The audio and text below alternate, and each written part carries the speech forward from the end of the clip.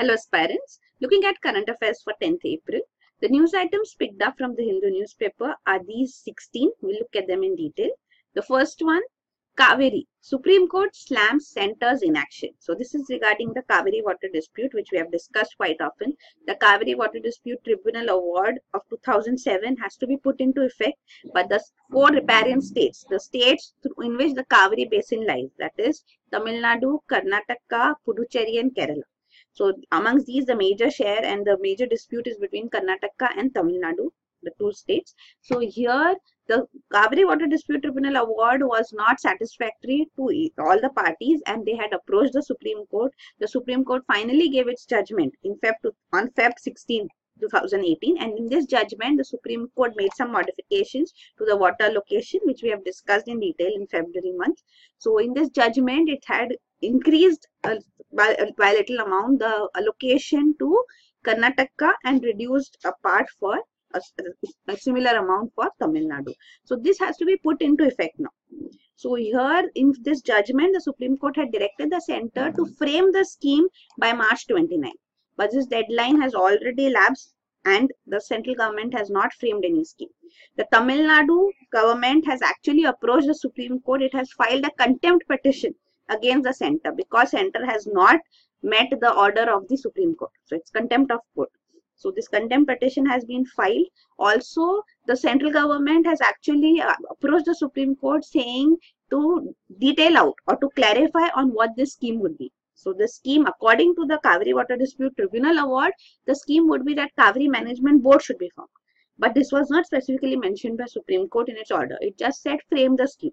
When the centre approached the Supreme Court, now the Supreme Court is saying we will not dictate terms to you. You should be implementing. This is the work of the government. We will not give you dictations on this.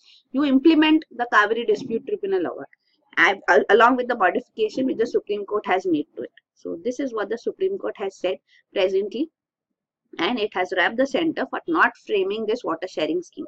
Because though the tribunal award has come forth, though the Supreme Court has also amended it, but still it is not of any use as long as it is not implemented. So for implementation, the scheme should be in place, which is the function of the central government. So it is said the centre is delaying this because Karnataka Assembly elections are also scheduled for May 12th, and it is seeking 3 months' time to finish the task now, which will be well past the Karnataka Assembly elections. So this is there. Then next is UP rape victim's dad dies in custody. So this is regarding a minor girl from Unnao in Uttar Pradesh who has leveled allegations of gang rape against a BJP MLA.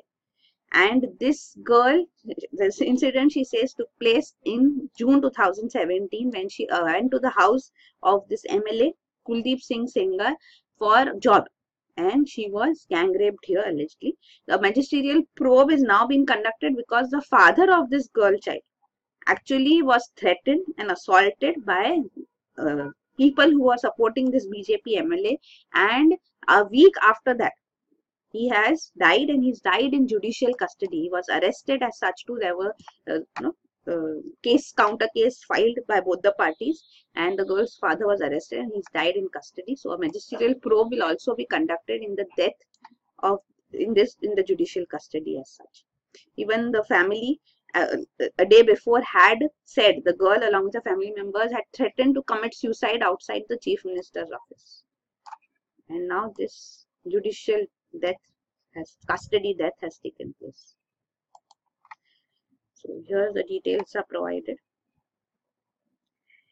Then next is right to convert is part of fundamental right of choice, Supreme Court. So this is the Supreme Court's judgment in the case of Miss Hadia. Her marriage was actually annulled by the High Court. The Kerala High Court had annulled her marriage to Shafin Jaha because she had converted to Islam and had married this Muslim man. The High Court had called this marriage a sham and referred to it as love jihad. The Supreme Court was approached on this, and the Supreme Court has nullified the Kerala High Court order, restored the marriage, and now has given the detailed order in this. So in this detailed order, Supreme Court says that person's right to choose religion and marry is an intrinsic part of a meaningful existence. So neither state nor patriarchal supremacy can interfere in her decision. So this girl, she was adult. She's a 26-year-old homeopathy student. She converted to Islam and married a Muslim man. So freedom of faith is essential for a person's autonomy. Choosing a faith and even to not choose any faith, matters of belief and faith, including whether to believe or not, are the core of constitutional liberty. So a constitution right exists for believers as well as non-believers, and this cannot be taken away from them by society or by any person or even by the state. So this is there. It says in the order, the Supreme Court has also stated that matters of dress, of food, of ideas, ideology, love, partnership are within the central aspects of a person's identity. Society has no role to play in determining our choice of partners. So this is the order here.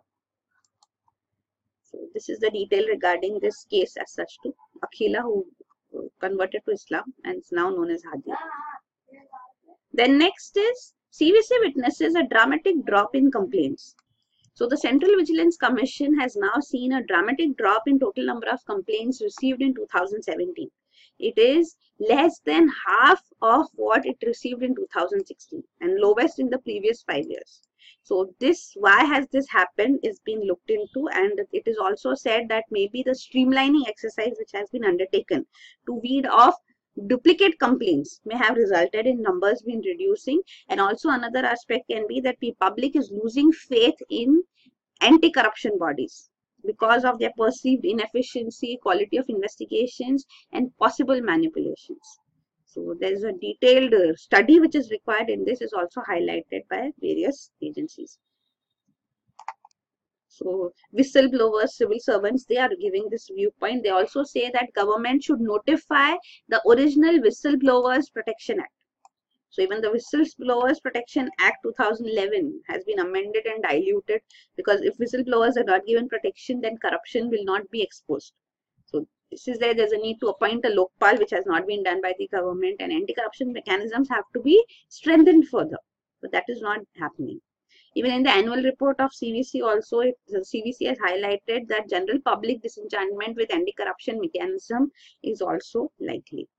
So it takes a lot of time, because CVC, when it receives a complaint, there is a laid down procedure that inquiry investigation reports are to be sent to the Central Vigilance Commission within a period of 3 months. But then there is considerable delay in this, and this delay and the lack of quality of investigation results in the corruption cases not being coming to the fore. Even in the 2G scam, it is highlighted how the court had severely indicted the CBI for poor investigations. So this is there. Also, the CVC has highlighted that various advices which the CVC gives to various ministries, they are not followed. Ministry of Railways, for example, refused to follow its recommendations in 6 investigations against senior officials. Also in Ministry of Civil Aviation case 2, it is highlighted how the recommendations were not taken up. So here you can see the number of cases as such. Complaints have dropped significantly in 2017, and number of punishments awarded as such are also shown here. You can see major penalties, minor penalties, and administrative action. So they have also seen a drop, major and minor penalties. Administrative action has slightly increased from 2016. Then next is, are foreigners getting hearts before Indians? So this is a question which will be investigated into by National Organ and Tissue Transplant Organization, NATO. So it will seek clarity from hospitals whether cadaver hearts, means hearts which are donated, they are allocated to foreign nationals for transplantation preceding Indian nationals. So there are a robust set of rules which the hospitals have to follow. So they have to first give preference to Indian patients, and then only the foreign patients can be considered. But then it is seen that many a times cost seems to be a factor, because of which Indian patients do not receive these cadaver hearts. So you can see that an example is given here, that if the organ is available in a different country, in a different city, then the cost of air ambulance goes up to 15 to 20 lakh. So stable Indian patients refuse to spend on air ambulance. They think they can get an organ if they wait for a few more days. So in such situations, foreigners get a chance. So this is a situation highlighted because, and further investigation is also required. So Indian patients generally should be given first priority. Only when they don't have, when the hospital doesn't have an Indian patient, say the blood group matching is not taking place or weight mismatch is there, or when Indian candidate refuses the organ for some reason, like one example given here, then only the foreign patient is given an opportunity. So this is regarding the supply and demand of organs in India. Kidneys, liver, heart, lungs. Demand is much more than the supply. So there is a need for organ donation. And this is regarding organ donation after birth, brain death, and after cardiac death. So donations considered only after person has been declared brain dead. So heart, liver, kidney, pancreas, small intestines, and lungs have best chance of successful transplantation with constant supply of blood and oxygen. And tissue donation as such, when someone dies after diagnosis of cardiac death, they can only donate tissues for transplantation. And tissues do not require a constant blood supply. So this is it. And more people will die as a result of cardiac death than brain death. So tissues which can be possibly donated are corneas, heart walls, bone, and skin. And this is regarding various transplants which have taken place in India, cadaver transplants. Like in 1967, first successful cadaver kidney transplant took place in India at KM Hospital, Bombay. 1994 saw first successful heart transplant. First successful multi-organ transplant was in 1995. Then first successful lung and pancreas transplant shown here in 1998-99 respectively. The next is EC seeks help to detect fake news. So this is regarding Election Commission. The Karnataka Assembly elections, as we saw, are due on May 12th. In the Kaveri dispute news, in the first news, we saw this information. So Election Commission is preparing for it, and it has approached local technology firms and experts to keep a close watch on social media platforms and highlight instances of fake news. Because it says there are so many social media platforms, Election Commission cannot look into all of them. So when the such cases are highlighted, come before it, then they can take action against the individuals involved.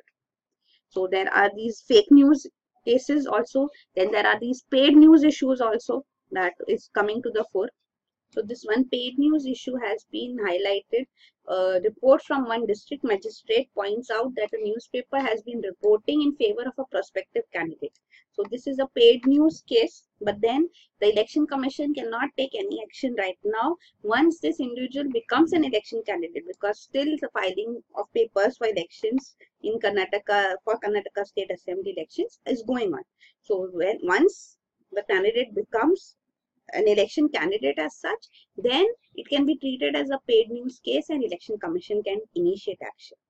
Also, there is use of money to influence voters. This is also an important issue. Commodities are given to influence voters. Money power is shown. So here also, Election Commission is taking steps such as number of flying squads and surveillance teams have been deployed. Closed circuit TV, CCTVs have been used, cameras have been installed, and expenditure observers and poll officers are at work, according to the Chief Election Commissioner, Mr. O.P. Rawat. So this is there. So, presently, the role of social media and fake news is being highlighted, apart from these old cases of paid news and influencing voters through money power. Then next is Rupees 2,654 crore fraud. ED searches Vadodara company. So this we have already seen earlier too. This Diamond Power Infrastructure Limited is a Vadodara-based company who allegedly cheated 11 banks and has not repaid a loan of 2,654 crore rupees. So this loan has been declared as NPA in 2016-17. So Enforcement Directorate is now searching premises of this company and under the Prevention of Money Laundering Act. So CBI has also alleged that this DPIL has fraudulently availed itself of credit from a consortium of 11 public and private banks since 2008. The company had been listed on the RBI's defaulters list and also ECGC caution list. Still, it had been able to get credit.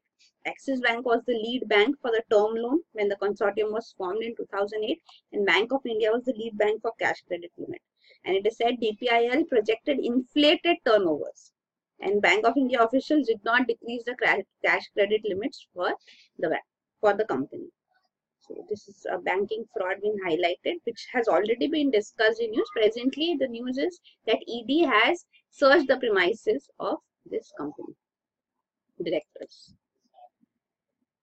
So you can see the defaults, number of willful defaulters have been increasing over the years, and amount involved as gross non-performing assets due to willful defaulters is around 13.8% of the entire NPAs.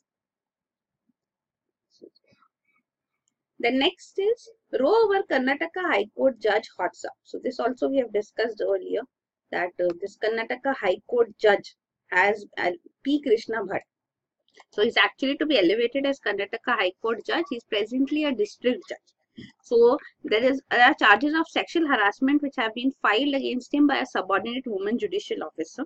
So when his name was given for elevation, the Supreme Court Collegium actually recommended him. The Collegium recommends names for all Supreme Court judges appointments and even all High Court judge appointments. So his name was put forth as appointment as a High Court judge in August 2016. But because of this allegation, then an inquiry was conducted by the Karnataka High Court. And in this discrete probe, he was absolved of all charges. Means he was given a clean chit. So after this, the Collegium again recommended his name to be elevated as a High Court judge. So now the Union Law Minister, Ravi Shankar Prasad, has actually raised this point that how can a person facing charges of sexual harassment be elevated as a High Court judge? So there is a need for a fair and judicious probe is being demanded by the Law Minister. So this is the point put forth. When the Collegium has already recommended the name second time, then why this questioning of the inquiry is being done is the issue. So this is the tiff between the executive and the judiciary being highlighted here. So it was whether it was proper for the Law Minister and the Law Minister took another step too. He wrote directly to the present Chief Justice of Karnataka High Court asking him for a fresh probe into the charges, bypassing the Collegium. So this has been questioned as such by the Supreme Court. Then the next news item is Supreme Court to issue order in roster case. So this is regarding allocation of cases by the Supreme Court in the Supreme Court to various benches. So it has been attacked as such earlier too. We have seen on Jan 12 also a press conference was called by the 4 next judges in line after the CJI, and they had highlighted that the CJI was selectively allocating cases to preferred benches. So a petition has also been filed as such in the Supreme Court, and this petition filed by Ashok Pandey is also demanding that this formation of benches and allocation of cases should be regulated through specific rules. So this 3-judge bench of the Supreme Court is hearing this case, which is led by Chief Justice of India Deepak Mishra himself. So the petition calls for transparent and codified procedure for constitution of benches. So it says Supreme Court rules of 2013 can be have specific provisions incorporated, like the 3-judge bench should comprise of, say, Chief Justice of India and 2 senior most judges. 5-judge bench should have 5 senior most judges, or also a combination of 3 senior most, 2 junior most judges. So such codification of rules is required. So the judges, the other senior judges have also criticized the CJI.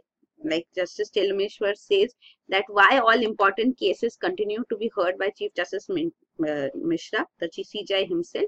He says he's the master of roster. If he has the energy to do the entire work, let him do it.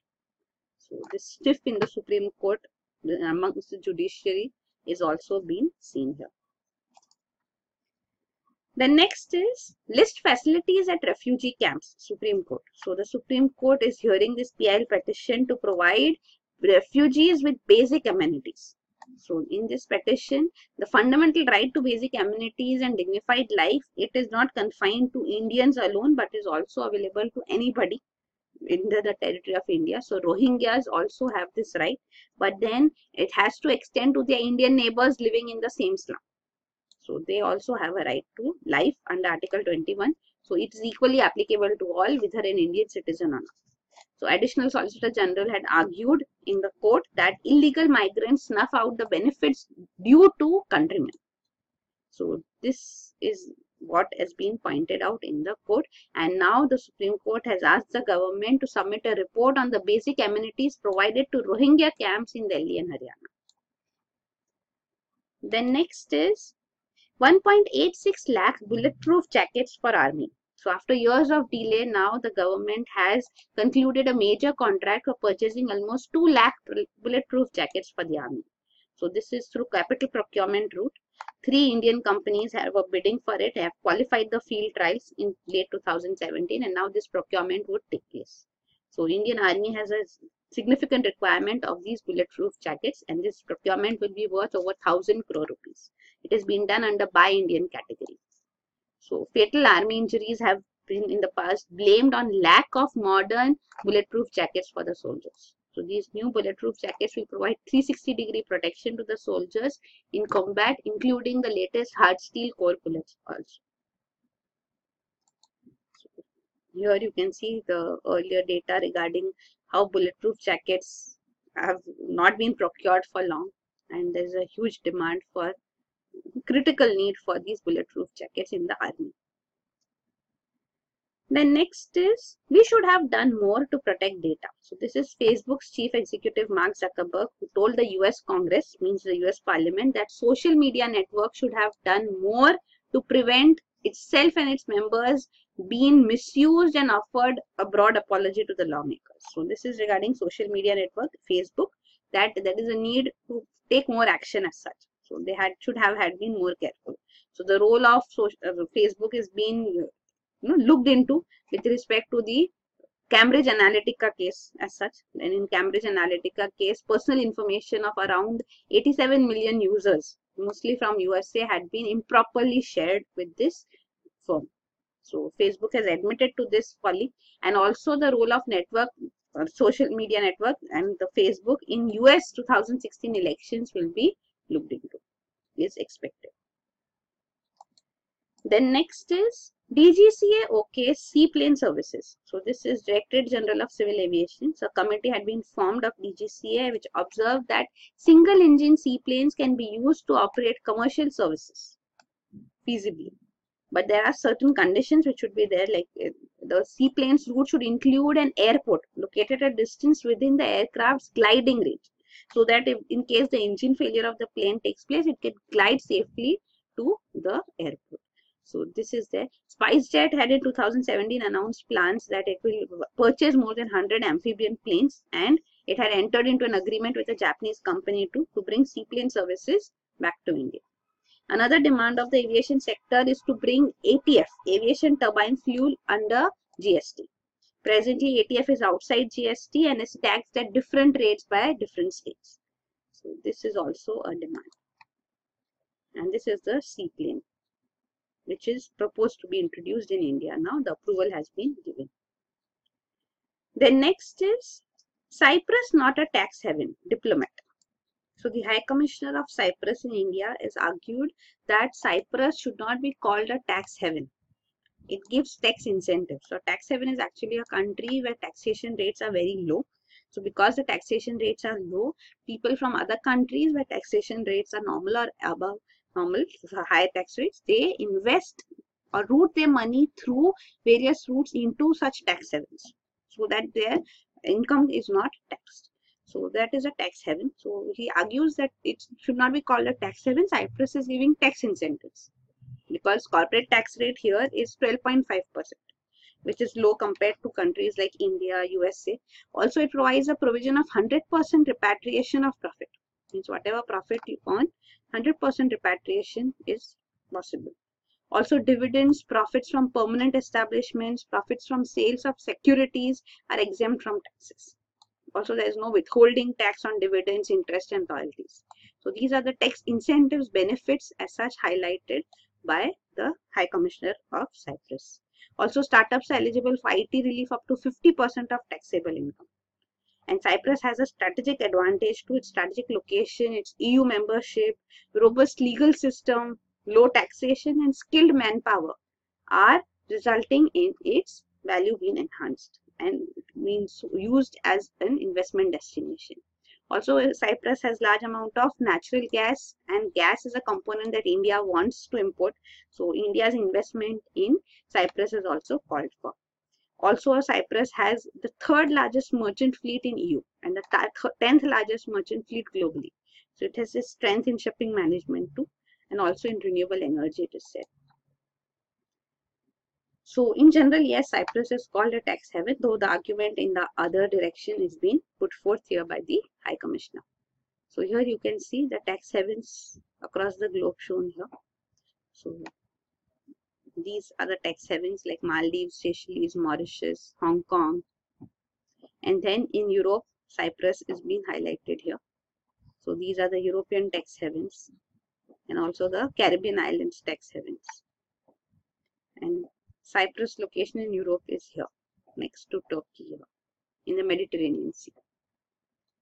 So different types of tax havens are there, some which have no corporate tax, some which have low taxation rates, etc., which is shown here.